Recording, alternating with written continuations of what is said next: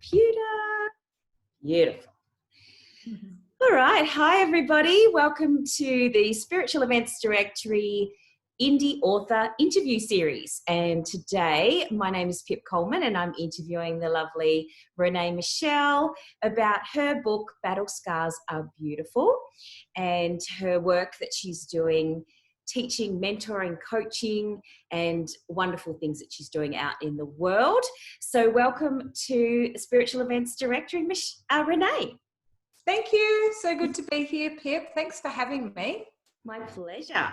It's great. It's great to have you here. And, you know, you have such a wonderful, empowering story to tell. And I think that the audience will love what you have to share with us today.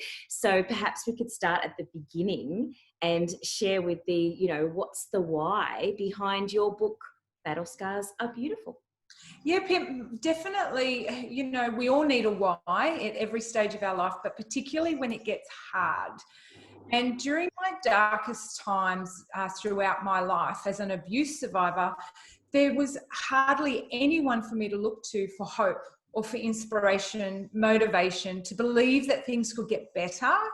So I remember when someone said to me once upon a time, way before I wrote the book, you know what, you should write a book one day. And I was like, whatever, that's for really smart people.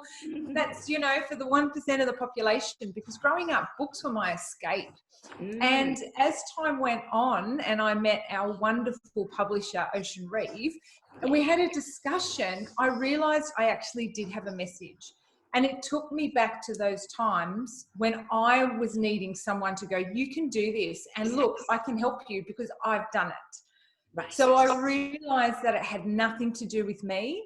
And it was all about shining a light on hope for others. So that even when it got really hard, I was like, that's why I'm doing it.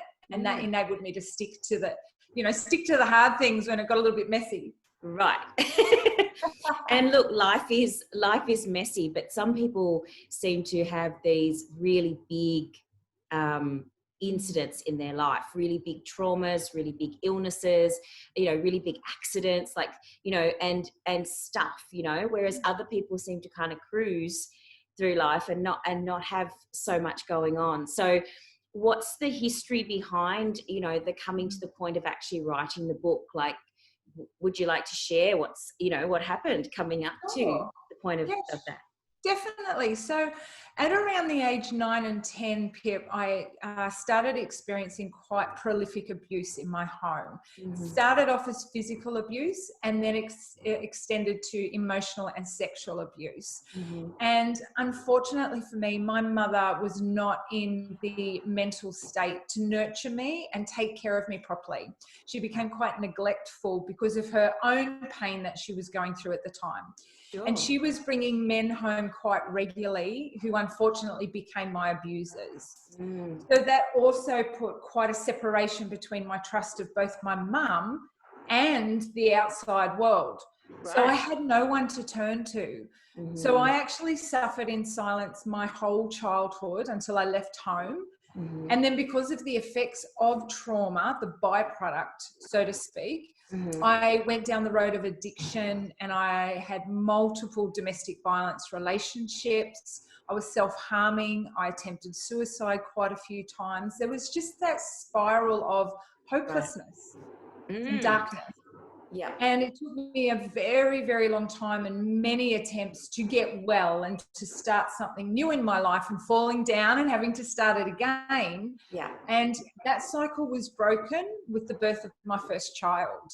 If it wasn't for her, I truly say I don't know where I would be today or if I'd even be here. Because that really was the moment I said, right, no more excuses. No more waiting. You're now responsible for this human being. Right. And I refused to allow her to have the life that I had.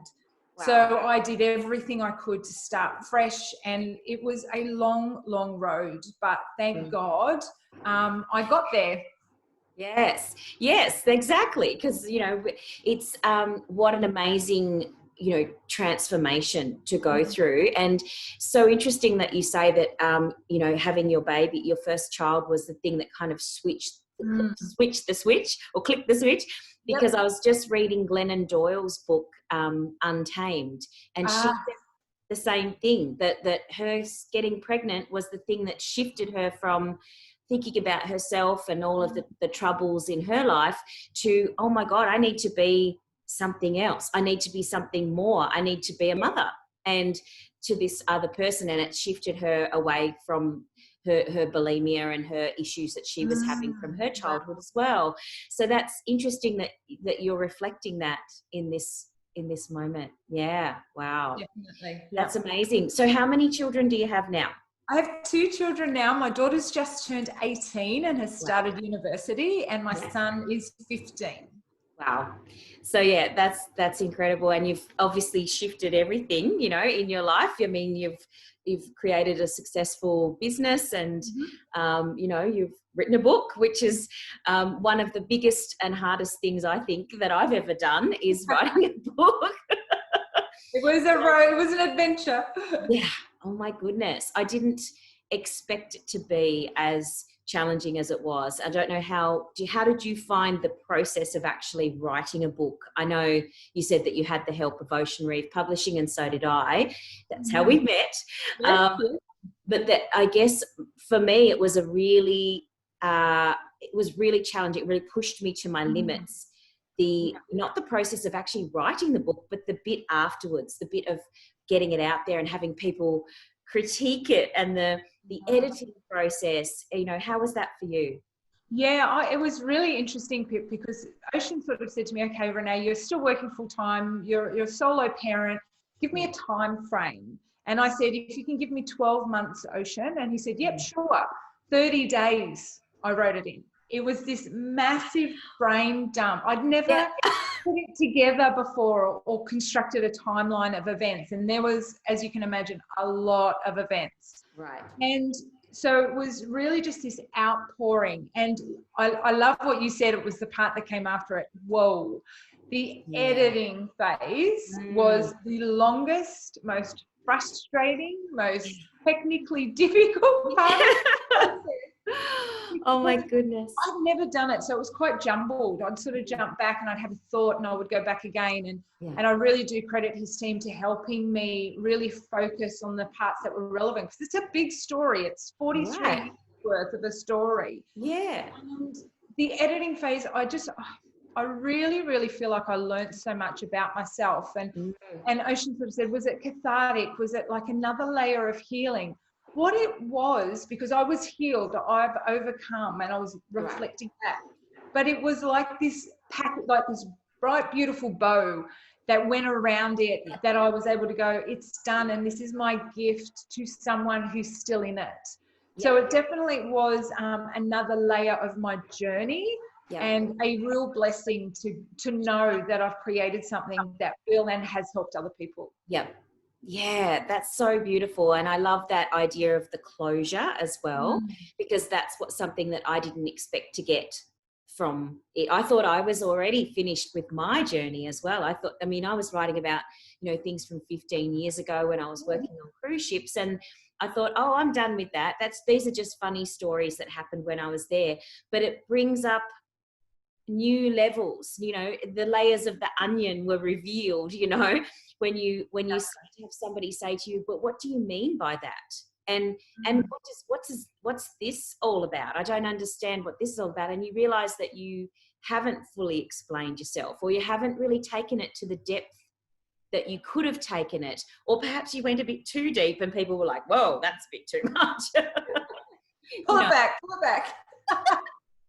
So did you feel, because you're writing about your own experiences, and I can relate to that because I was writing about my own experiences too, did you feel like it was very, there were times when you went, I don't know if I want to put that bit in the book? Like, I presume that there were bits you went, oh, was it hard to decide what to put in and what not to put in? It wasn't.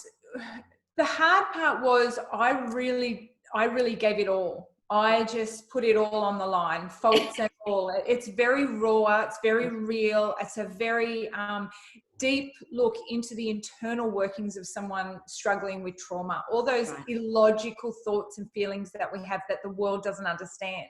Right. So, and they loved that. The editors are like, whoa, you know, they could really picture what it was like and feel what it was like. Yep. But there was a lot. So what we did have to choose was what are those ones that are really pivotal to the reason you're able to stand here today. Yes. So it wasn't that I didn't want to share. I mean, yes, it was a vulnerable place to be in, but I'd been sharing my story for quite a while, and I have no shame anymore about the things I've done or what has been done to me. Cool. But it was what is really going to be relevant. So we did shave parts of the story off because there was a lot of repetition, you know, a lot of abuse in those years. So I really wanted to focus on the ones where it was like a real pivotal moment that swung me in a different direction. Yep. So they were the elements that I really focused on. So there was someone picking it up, whether they were 14 or 80, could go, oh my gosh, yeah, I get that. I've been there. Yes. And what's my next step? So I gave them the next step. Great. That's awesome. Because I think that's the thing that I love about the way that you've written it, is that it's you've got the emotion and the way that you felt, and then you've kind of parceled it up and gone, here's the lesson and how can you move forward. Correct. Yeah. That's the sense that I get from the way that you I didn't want it to be just a sad story, you know. We have so many and life's hard. I really wanted it to be yes, life is hard, but this is what you can do, and this is what I've learned to save you going around that same old mountain 40 times. And they were the hardest chapters to write. Those 3 victory key chapters at the end were the hardest because I was in autopilot. I just did what I did. So breaking it down, and now in my coaching and training and so on, I'm in I understand that. But when I had to do it for the first time and really get inside my own damaged back then mind to filter out the gold, that was another journey all of its own. So, and that's what I'm excited about. People say, oh my gosh, I've got a plan now, or I know what I'm going to do, and I can implement very practical steps to get people out the other side. Great. That's great. And I think that's something that, you know, you're right. A lot of people write about the sadness and the difficulties and the trauma, and they kind of get that's really all that you get out of the book. That's not that's a bad thing, but you know what I'm saying? Like it's great. People like the drama sometimes, to read about the drama of someone else's life and then reflect on their own life and how that works. But I love that you've actually given people practical, you know, solutions to that. And as you say, move on and move up out of that space so that you can embrace your life and transform, which is great. Exactly. Yeah, that's fantastic. So who would you say, you have kind of touched on it, but who would you say would be your the person who would be most beneficial for them to read the book? This was another really interesting part of the journey that unraveled for me, because I thought just survivors of sexual, physical and emotional abuse, or caregivers of, so that they could understand their loved one's journey. But really, when you look at the statistics of 1 in 5 women are abused before their 18th birthday. Wow. You know, if you look at your circle of influence and just who you spend your time with, that would be the majority of people in every pocket of your world. Yeah. So then I realized, no, this is actually helpful to police so that they know how to question and work with survivors and their families. Yep. And then support services. I worked in child protection. Right. And I would speak to the girls all the time. So then you're talking about therapeutic services, you're talking about schools and educators to know the red flags and why children outwork their trauma in behavioural ways that they may think, oh, that's just a naughty child. But we'll know what's going on underneath that. So the audience is so huge. You know, you've got therapeutic services, police, schools, law enforcement, child protection, childcare. there's a lot of people that book is helpful. It is. Yeah, definitely. I mean, my sister's a teacher and she's constantly saying, I'm not sure what's going on with this child, but they're behaving in a strange way. Like there's normal kind of kids that do things weirdly, but you know what I mean? Like you go, oh, that child's acting out because they're hungry, or that child, you know what I mean? You can tell within the space, but she is really intuitive and she goes, no, there's something else going on with this child. And that's where a book like this would be amazing, because she could go, so that behavior links this, you know, this potential, you know, thing that's happening at home. And I talk about what I needed back then, what I needed someone to say. And it's not a lot, or what I needed somebody to ask, you know. So a lot of teachers, you know, God love them, they're in this situation with all these children, but what do I say? What do I do? How do I approach this in a safe way? You know, so that's really, really important to know. Yeah, and keep them safe as well. Like you need to make sure that you're addressing the issue and looking after the safety of the child, but also making sure that you're not putting yourself in a difficult situation. And that can be hard too when you're addressing these issues, of course. And that's something that you're, you know, moving forward, you've got some amazing things coming up for you. I know that are coming, which is exciting. So anything that you feel like you're ready to share about what's coming up going forward with you and your business and your book, what's happening? I know. It's exciting. The exciting part for me was when someone contacted me from New Zealand Police Force after reading the book and said to me, Rene, I was 16 years a detective working with the Sexual Assault and Crimes Unit. And if I had had your book back then, it would have equipped me to really be able to relate to those survivors and their families better, to really get inside their mind. And I thought, oh my gosh, you know, we have a 2% reporting rate, 2% of children reporting abuse because they're so terrified of the system. So I thought, oh my gosh, I'm going to approach police officers and investigators and federal police and say, listen, if there's anything that I can add, even if it's just giving you the book, please let me know. And so exciting, they contacted me just last week to say, we'd really love to find a way we could work with you to help our specialised detectives work with adult reporters, adults that are now reporting abuse. So that's really, really exciting. So I can't wait to get involved in that. When this whole travel thing gets sorted out, I was due to go to America and do the same over there. So I'm hopefully looking at doing that over the coming years.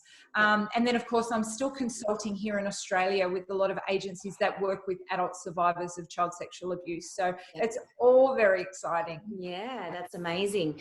So you're mainly working, when you do your coaching and that sort of thing, you're actually mainly working with the adults who have been abused as children. You're not working with the children in that. No, I'm not working with children anymore. That's such a specialised field.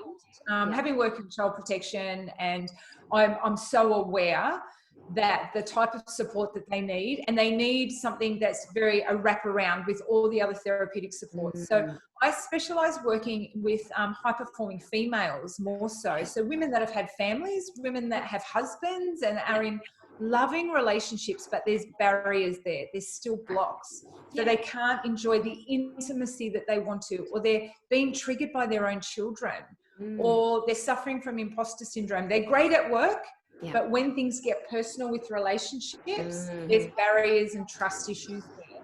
So they're the women that I predominantly work through, breaking down those barriers, changing those mindset blocks, and being able to reconnect with the people that they love most of all in the world. Yeah, fantastic. And that's something that you were doing before you even wrote the book, right? It is, It just organically happened. It's crazy once you start talking to people about your why. And people start going, oh my gosh, that's me. This is where I am. What do I do? So I was running online workshops and master classes, and it's been so much fun.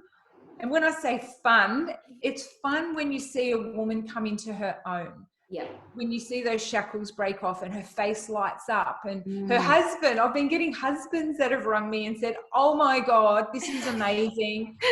Thank you. I've always loved her, but thank you. The best calls to get, I tell you. Oh, that's so nice. Yeah. I love it. I'm happy for them. I mean, how amazing for them to be able to see their wife or their partner going through, you know, this process, because they would know that there was something holding that person back. And it's just so amazing when you can see that your relationship is actually going to be moving forward instead of breaking up. You know, like a lot of people probably would go, well, it's not working, so let's just break up. But how amazing to be able to see that person evolving and transforming, and then you can evolve and transform with them, which is amazing. That's so and that's incredible. the whole point. You're walking alongside them in their journey. Yeah. You're not just, you know, there's so many things there's downloadable courses, you know, a million a dozen, right? But you're left alone to implement it. Yeah. So having that person who's been there and so that gets it, and then be able to step by step with you, that's so comforting. And when you're vulnerable and exposed like that, that's truly why the women are able to have the breakthroughs they do. Yeah, absolutely. That's fantastic. So what would be your advice to someone who is in a situation now where, like you said, they might be in the middle of it in terms of, as an adult, they've just realized maybe they just realized that there might have been some abuse, or maybe they have sort of, you know, kind of pretended that it wasn't happening, and they're starting to kind of realize that this is what's actually happened and they need to address the issues. What would you say to someone who's at that point? Definitely reach out for help. You know, there's so many services available now that everything's at our fingertips. So that's why I do the predominant, I do all my coaching online. Right. So I coach women in America, in Canada, Spain. It's just amazing. And we do it just by Zoom. Yeah. So if the traditional counselling route, which I always suggest first and foremost, because if people are still in their trauma, they need specialised support. Yeah. So you mean like psychologist or someone who's a professional? Correct. Yeah, because there's sexual trauma specialised counsellors. Sure. So they really, really get the specific trauma that child sexual abuse leaves behind. It's very complex and individual. Sure. Yeah. But if they're women, say business women or women that are ready to take action and they're more than aware, hang on, this is what's stopping me, but I can't break through, then I would definitely be willing to help them with that, because coaching is anytime, anywhere that suits you. So it could be at night, you could be in your pajamas in the safety of your own home. So it's less confronting. And again, it's not about, okay, let's go back to the beginning. No. Just tell me what's going on now. Let's work on what's happening for you and what you need right now. Yeah. So coaching would be something that's, that I guess is more action-based, ready to go for the woman who really knows she's willing to do whatever it takes. Right. Yeah. And that's an interesting concept. You know, sometimes with psychology, you know, I trained as a psychologist and we would always go back, you know, it was always like, go back. And yet now the training that I've been doing is, and the reading and that sort of thing is showing you that, you know, if you work on the now, all the back stuff sorts itself out. So, and it's so interesting because it's a very different approach to what I was taught at university. And that's why I think it's great that you said that you don't have to go back and back and back. You can just look at what are the behaviors, what are the emotions, what's going on for you right now. And then once you address those, it's like, do you use a process like timeline therapy or something like that to do your sessions? No, I don't. And, you know, I've got a counselling background. So I'm aware of all of those approaches, but we're individual beings, right? We have our different essence, we have different experience, and we have different desires, and the way that we communicate and the way that we engage and feel what we feel. So I'm very much a person by person. And to be honest, the majority of the women that come to me, they just want to be heard. Yeah. They just want to say, they just want to know they're not going crazy. Yeah. Yeah. Come to me and they know that I get it. They don't even have to say, Yeah. hey, this is how I'm feeling. They just tell me what's going on and I'll go, okay, so it feels like, and they're like, oh my God, you're in my head. Right. I'm like, no, Yeah. I've walked those steps. I get the shame, that the unspoken words we don't want to speak. Yeah. That's the similarities. And as soon as you take that away from them, that they feel like they've got to give you that, and you go, no, this is what it feels like. Yeah. And I did A, B, and C. See, as a coach, I can divulge as much or a little as I like. Yeah. That's when they go, oh my God. And that's when they start pouring everything out. Right. You Right. know, That's so it's so just a natural outworking of the individual, where they're at, what they're ready to share and what they can share and how they want to share. Exactly. That's perfect, because it makes sense. You know, it's a holistic approach, and it's an individualized approach. You know, it makes perfect sense to do it in that way. So that's fantastic. So obviously, if anyone's getting all inspired now and going, I really need to get in touch with this woman, how do they get in touch with you, Rene? Oh, they can go straight to the website, Pip, which is just renemichele.com. I've kept it very easy. Rene with one E and Michelle with one L. Great. I was like, Dad, what were you thinking? You've made things really difficult. So go straight to the website. That's where everything is. There's a contact page. And I also have a Facebook business page called From Victim to Victory. So I have so much content on there. If they still want to sort of stalk me and troll, I would too.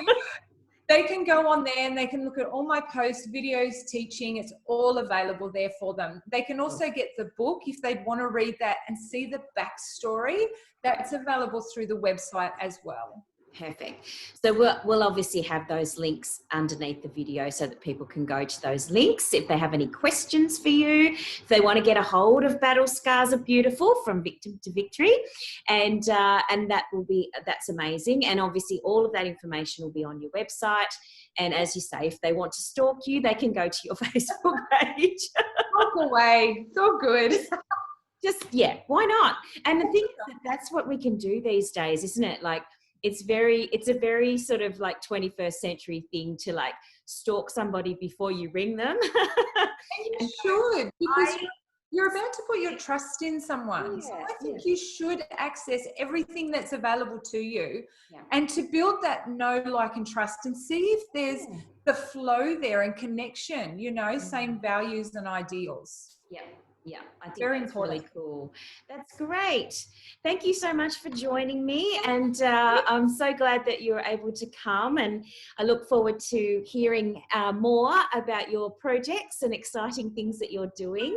And it's been a pleasure. Thank you, Rene Michele. And yay. And I'm Pip Coleman, and we'll see you next time on the Indie Author Interview Series. Thanks, guys. Bye-bye. Bye.